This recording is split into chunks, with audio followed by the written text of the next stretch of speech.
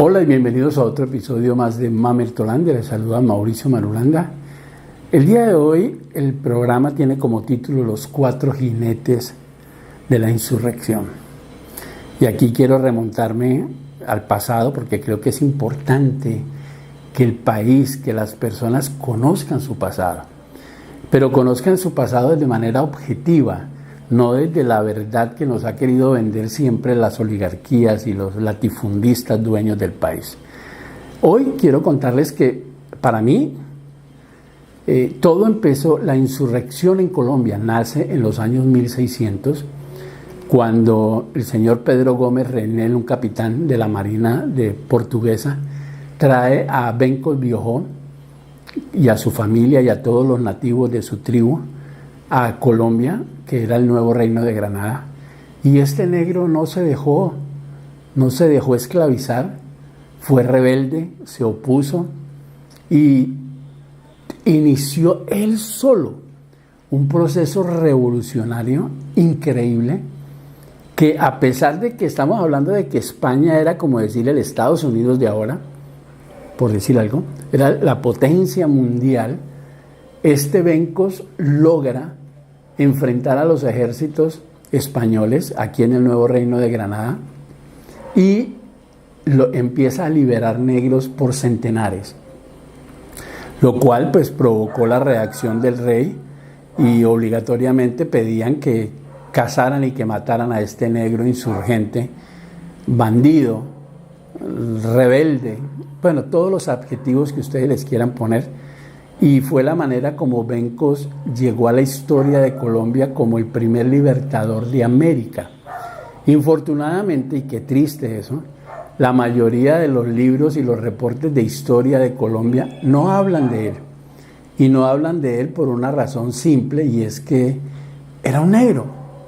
Y los oligarcas, que son los que escriben la historia, y sobre todo en esa época de los años 1600, en donde había un reinado, pues no había ningún escritor capaz de decir o de valorar este ímpetu de este negro por liberar a su pueblo. Entonces todo lo que hacían era cambiar la imagen de él, hablar que era un bandido, como hacen con todos los revolucionarios, porque el pensamiento de los oligarcas y de los reyes en aquella época en España, pues era ese, ¿no? Al punto que los negros ni siquiera eran considerados seres humanos, sino criaturas de Dios, o sea, animales sin alma. Esa era la historia. Y este personaje logró cambiar todo eso, logró liberar, y a pesar de su muerte y a pesar de todo su esfuerzo, es triste que hoy en Colombia, y eso es lo que estoy tratando de llegar a un acercamiento con el presidente de la República, Gustavo Petro, o la vicepresidente, para ver si podemos impulsar esta historia de Bencos a nivel de colegios, universidades, escuelas, en todo Colombia, porque creo que es importante entender un hecho tan trascendental en la historia del continente completo, en donde un rey negro logra liberar a sus esclavos y genera el primer acto revolucionario del continente. Después de esto, que esto fue en los años 1600, en los años 1800, aparece otro extranjero también, que se llama Simón Bolívar, y este Simón Bolívar trae una mentalidad de liberarnos de los españoles, de ese yugo que nos tenían sometidos, y genera el primer acto de independencia que logra, a través de varios años, sacar a los españoles del territorio colombiano, y tiene un sueño grandísimo este señor. Quiere unir a Panamá, Colombia, Venezuela, Ecuador, Perú, Chile, Bolivia, en una gran nación. ¿Ustedes se imaginan que eso se hubiera dado? O sea, ¿ustedes se imaginan que hubiéramos entendido en aquel momento la importancia de ser una nación tan grande? Entonces, infortunadamente no fue así, y les voy a explicar por qué. Básicamente, de una manera muy simple. Simón Bolívar, como Sucre, como Santander, eran revolucionarios, o sea, eran guerrilleros, como Bencos Biojó, otro guerrillero, que eran buenos en la lucha, en la estrategia para combatir al enemigo, pero políticamente hablando, en el manejo de la política no eran tan buenos como uno creía.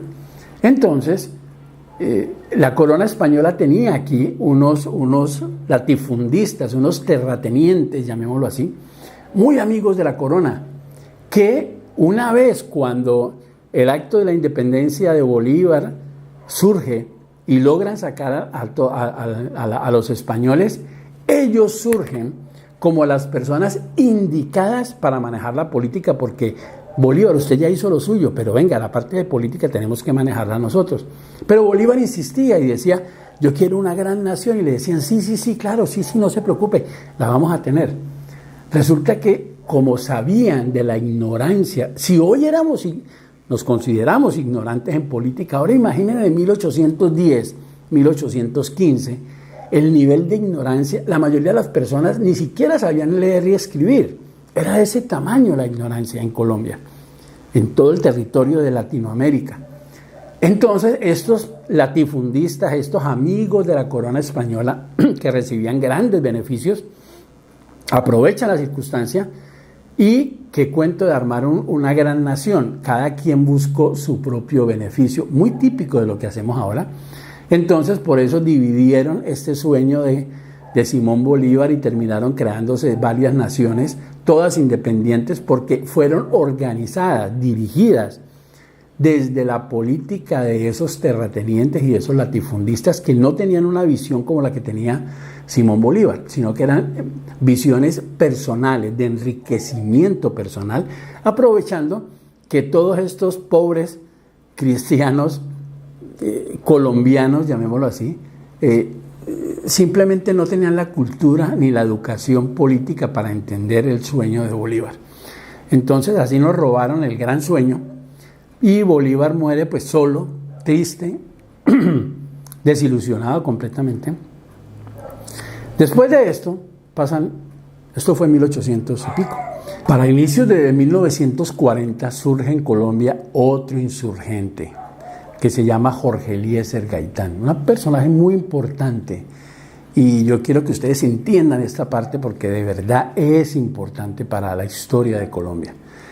Desde que se forma la independencia en Colombia, prácticamente desde que se logra ese paso de sacar a los españoles, en Colombia se crean prácticamente dos partidos, que son los conservadores, que es donde están todos los latifundistas, los oligarcas, los dueños del poder y del dinero.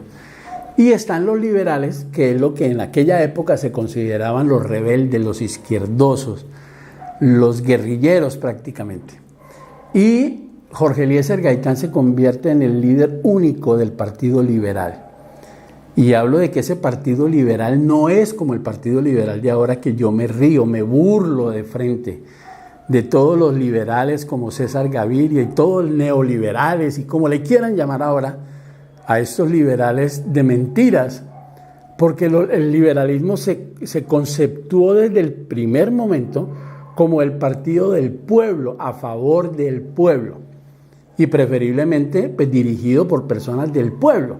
Entonces hoy tenemos un liberalismo que yo me río, que un César Gaviria, un oligarca, expresidente que llegó allá por mera coincidencia, que todos estos familiares de los Galán y de todos los liberales que de pronto sí fueron liberales en su momento, los liberales reales, ahora se autodenominan liberales y a favor del pueblo, cuando no son sino lo mismo que los del Centro Democrático, que los conservadores, que el partido de la U, la misma cosa.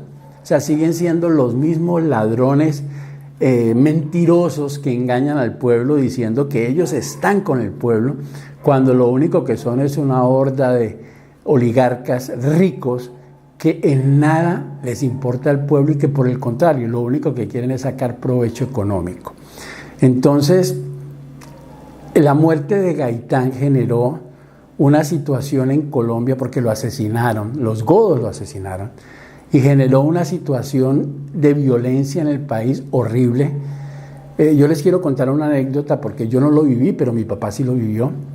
Mi papá en esa época estaba viviendo en Tuluá, uno de los municipios más violentos que ha tenido. Mi papá me contaba que por el río de Tuluá bajaban la fila de cadáveres todos los días. Imagínense el panorama de uno ver en un río bajando cientos y cientos de cadáveres de personas que mataban.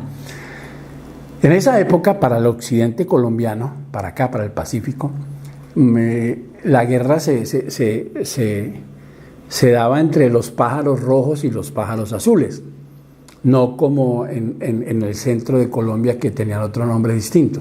En el sur, en el occidente, eran los pájaros.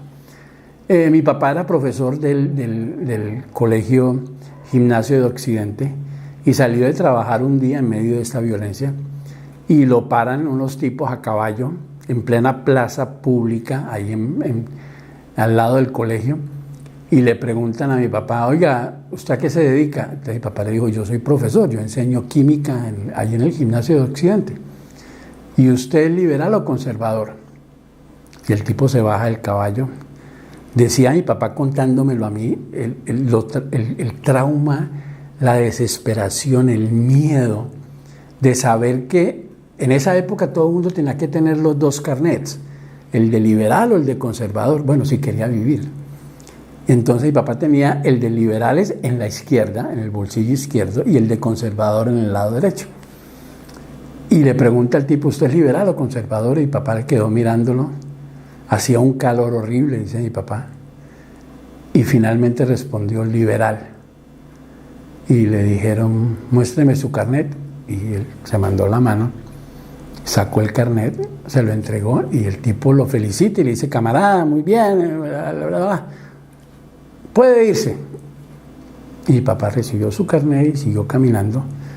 Dice mi papá que no había bajado 20 pasos siquiera cuando dos compañeros de él, también profesores, salieron del colegio y los paran y les hacen el mismo interrogatorio.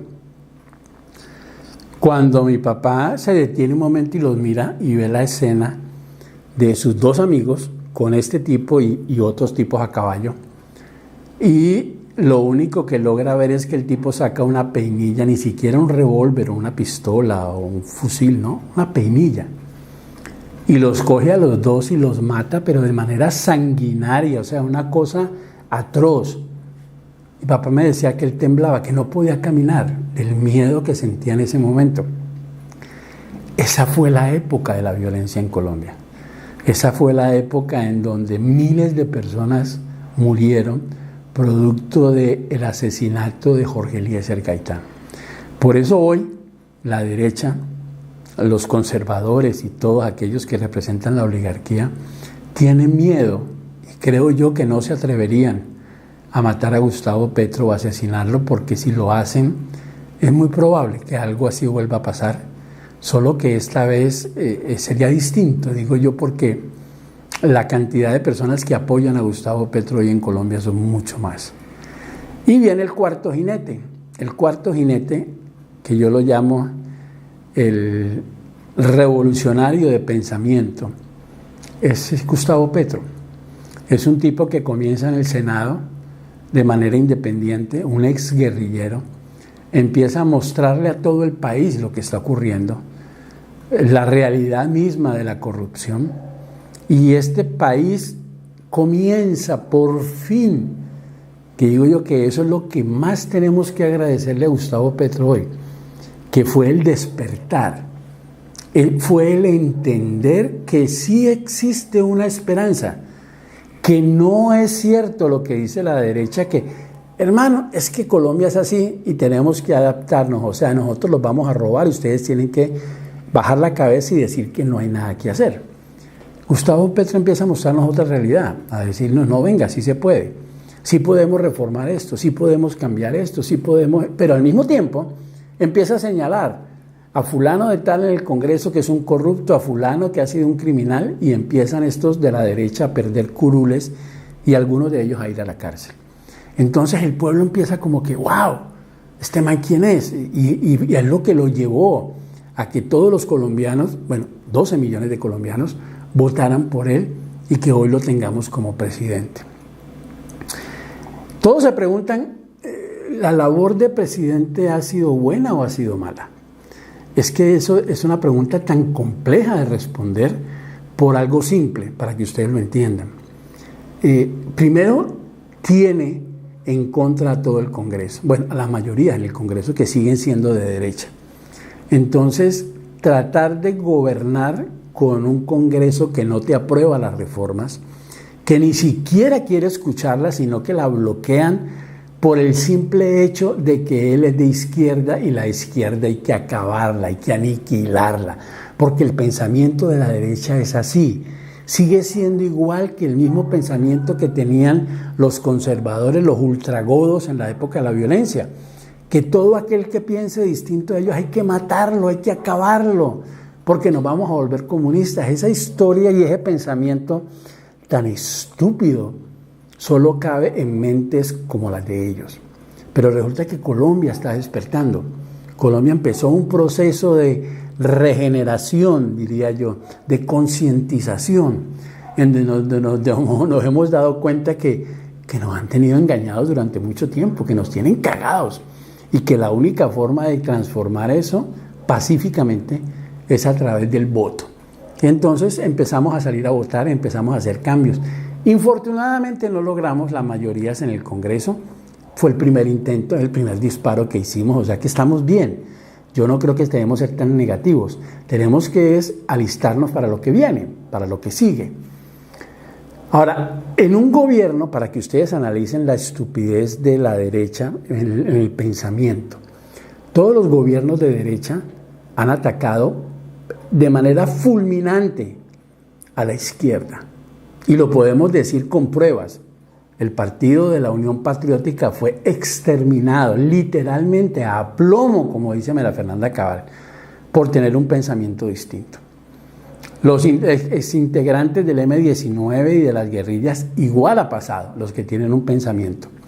Entonces yo digo, venga, todo el mundo creía, o la misma derecha pensaba, que si Gustavo Petro llegaba al poder iba a empezar una carrera de persecución contra la derecha a todo acelerador para cerrar el Congreso y hacer lo mismo que hacen ellos. Pero resulta que Petro, y esta es la parte que más admiro de él, es un berraco y dice, no, venga, yo no voy a actuar igual que ellos, yo no voy a hacerme reelegir igual que ellos, yo quiero es que el país cambie de pensamiento, yo no voy a perseguirlos, a menos que se les demuestre que están haciendo actos en contra de la ley. Y entonces la gente se queda como que, venga, y si ese era nuestro cuarto de hora, ¿por qué no nos fuimos así contra todo? Y es lo que hace la diferencia de Petro. Aquí es donde mi punto de admiración por su pensamiento y su estrategia hace que yo incline la cabeza y yo diga, usted la tiene clara, señor presidente. Entonces, la derecha ahora busca, porque en vista que no lograron esa reacción, en vista que Petro no se fue reaccionario contra ellos, a atacarlos y a sacarlos de sus curules y todo, entonces ahora la derecha aprovecha esa cara débil que ellos consideran que tiene Petro y empiezan a atacarlo por los medios. Gracias al señor Carvajalino le doy crédito. Me puse a averiguar sobre esa última encuesta que hicieron, por ejemplo, de Petro, de la imagen positiva de Petro. Y entonces dice que la imagen positiva de Petro está ahora en el 30% y disminuyendo. Entonces me puse a ver la ficha técnica de la encuesta. La encuesta fue hecha por una empresa privada que pertenece a la ultraderecha y fue hecha solo en 5 ciudades, entre ellas Medellín, que creo que es donde más tuvieron número de personas que le hicieron la encuesta. Y lo curioso de este cuento es que solo fueron 700 personas encuestadas. Entonces hagamos una evaluación simple, yo los pongo a que hagan un ejercicio simple. Si de 700 personas evaluadas, digamos que 300 o 200 fueron en Medellín, donde odian a Gustavo Petro, producto del uribismo, y las otras fueron tal vez en otras, en Cali, Bogotá, creo que fue Bucaramanga, en donde se realizan en sectores de la ciudad que son de la clase alta, pues lo más seguro es que va a encontrar que esas 700 personas, muchas de ellas digan que la imagen de Petro es terrible. Pero aquí está lo bonito del asunto, aquí es donde yo los invito a que hagamos el ejercicio que el de verdad, porque yo digo, a mí no me metan encuestas chimbas, a mí no me pongan encuestas hechas por empresas que pertenecen prácticamente a la oposición. el 19 de septiembre, este 19 de septiembre, Petro ha pedido que lo acompañemos en una marcha para alentar el gobierno. Ojalá aprovechemos para pedir la reelección de él. Y esa para mí va a ser la verdadera encuesta. La encuesta es lo que surge en la calle. No los 700 personas que ellos se consiguieron allá en la encuesta, que vaya uno a saber si es verdad o no. Vaya uno a saber si fueron elegidos las personas al azar o si fueron escogidas. Pero este 19 de septiembre tenemos la oportunidad de decirle a todas las empresas encuestadoras: miren, esa imagen negativa que ustedes hablan de Petro, aquí está. Aquí se las ponemos en la calle. Una de las ventajas grandes que tenemos este 19 de septiembre es que no vamos a tener al ESMAD dándonos garrote. Primero porque vamos a hacer una marcha pacífica. Necesitamos hacer una marcha pacífica. Necesitamos demostrarle a todo el mundo que definitivamente el país entero apoya a Gustavo Petro. No vamos a tener esa opresión por parte del gobierno como pasó con Duque y como ha pasado en todos los gobiernos anteriores, donde nos envían el ESMAD y nos dan garrote y nos disparan y nos sacan los ojos y nos vuelven mierda. No, esta vez no va a pasar eso. ¿Por qué? Porque el señor presidente nos va a garantizar que va a ser una marcha pacífica y que no va a haber intervención a menos que sea necesaria. Aquí es donde viene el otro punto importante. Ojo con esto que les voy a decir. En esta marcha del 19 de septiembre tenemos que ser conscientes de con quién estamos alrededor. Porque se los digo desde ya, se los anticipo, van a salir unos pequeños grupos, unas pequeñas células de la derecha, pagadas por la derecha. Va a pasar, se los digo, que van a interferir, se van a poner capuchas y van a empezar a atacar. A esas personas tenemos que detenerlas. Justo en el momento en que empiece eso, tenemos que ser nosotros mismos los que nos opongamos y digamos: no, señores, nada de eso. Y que las autoridades intervengan y los capturen y ojalá los interroguen y ojalá nos digan de dónde viene y quién les están pagando. Tenemos que demostrar ese 19 de septiembre que Colombia está preparada para una reelección, que Colombia está preparada para que en las próximas votaciones para Congreso y para Presidencia vamos a hacer mayorías. Entonces, aquí yo les pido que todos, en cierta forma, saquemos el insurgente que tenemos dentro y este 19 de septiembre, sin excusa, por favor, sin excusa, tenemos que ir a apoyar a Gustavo Petro, apoyar el cambio. Tenemos que demostrarle de una forma u otra, y esta es la forma más real, demostrarle al país entero y a la derecha que Petro no está solo. Petro cuenta con nosotros. Entonces, no se les olvide ese día, por favor, márquelo, por favor, estén pendientes en las redes porque saldremos a marchar. Yo estaré en Cali con mi gente porque es donde puedo estar y estaré contento de ver cómo puedo colaborar en la marcha y llevar pancartas y llevar todo lo que se pueda para que la marcha sea ideal, sea lo que nosotros esperamos. Por último, les quiero contar que le envié una carta y el libro de Ben Cosbijo al señor presidente de la República, una carta hecha a mano. Creo yo que es una carta muy bonita, donde le cuento de mi situación, le cuento que pues ya que no trabajo, pues nadie me contrata a los 60 años, que tengo una condición de salud con un cáncer y con unas diabetes y con otras cosas que ni les quiero contar porque van a empezar a ustedes a escribirme: ay, para la diabetes.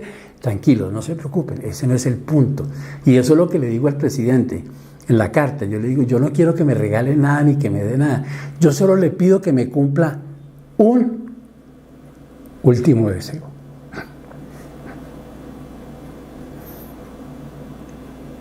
Yo quiero que la historia de Bencos sea contada.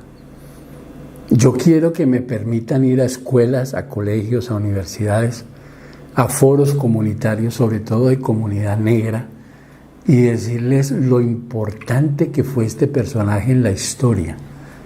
Porque me da tristeza cuando voy a sitios como el mismo San Cipriano y hablo de Bencos Biojó y muchos de los negros no conocen esa historia. Y si la conocen es toda distinta a la que realmente ocurrió, la que yo pude investigar, porque se los digo, gasté casi $4,000 pidiendo archivos a Sevilla, España, a los archivos de Indias para que me enviaran escaneado lo que se decía y lo que se sabía y se conocía de Bencos Biojó. Por eso cuando alguien me habla de la historia yo le digo, venga, ¿qué fuentes tiene usted? Pero bueno, volviéndonos al caso, lo único que le pedí al presidente fue eso: cúmplame mi último deseo de vida, permítame hablar del tema, permítame ir a colegios, a educar a las personas, y si de paso se puede ayudarle a los jóvenes a entender cómo funciona la política, no a favor del petrismo, no a favor de la derecha, no, cómo funciona un gobierno y por qué podemos llegar cuando no hacemos la participación ciudadana a través del voto. Mire dónde podemos llegar, que es la situación que tenemos hoy. Unos gobiernos que se han aprovechado de eso, que la gente, como no tiene conocimiento, simplemente no vota, simplemente no participa en política, y ellos con 40,000, con 50,000 pendejos que consiguen en la calle, muchos de ellos pagos, consiguen llegar a sus curules en el Congreso. ¿Hacer qué? Preguntémosle al señor Polo Polo, ¿qué ha hecho? O sea, ese tipo nos vale 40 millones, 43 millones mensuales para que mande twitters pendejos, para que sea la mascota de la doctora María Fernanda Cabal, otra loca que está creyendo que va a llegar a la presidencia, porque hay que darle plomo a todo el mundo, porque esa es la mentalidad absurda, totalmente absurda y violenta de la super ultraderecha, que creen que todo se soluciona dándole plomo al pueblo, porque ellos tienen que seguir siendo los reyes. Para ellos, España y el reinado de España no ha desaparecido, se transformó en lo que son ellos ahora. Ellos son los reyes y pretenden seguir gobernando a través de la imposición, de la fuerza, y eso ya se acabó, ya ellos están obsoletos. Entonces, es importante que este 19 de septiembre, por favor, nos acompañen. Importante que el presidente Gustavo Petro, ojalá se dé el caso, yo les voy a estar contando qué pasó. Pues yo hice el trámite normal, enviar el librito, la carta, meterla en un sobre de Manila y enviarla a la dirección del Palacio, la Casa de Nariño, al despacho presidencial. Yo no sé si al presidente, cuando alguien le escribe allá, hay alguien que le lee y le dice, venga, esto sí es importante, o si de pronto mi libro termina en el tarro de la basura, yo no sé. Pero si no hago el ejercicio de enviárselo, pues no sé qué va a pasar. Entonces espero tenerlos atentos, porque sí quisiera que ese último deseo de poder tener un encuentro con él, de poder hablar con él, y ojalá que se pudiera de alguna forma. Yo no quiero hacerme rico con eso, lo único que quiero es que me dejen hablar. Lo mío es enseñar, lo mío es mostrar. Tal vez por eso es que soy pobre, porque nunca pienso en la plata.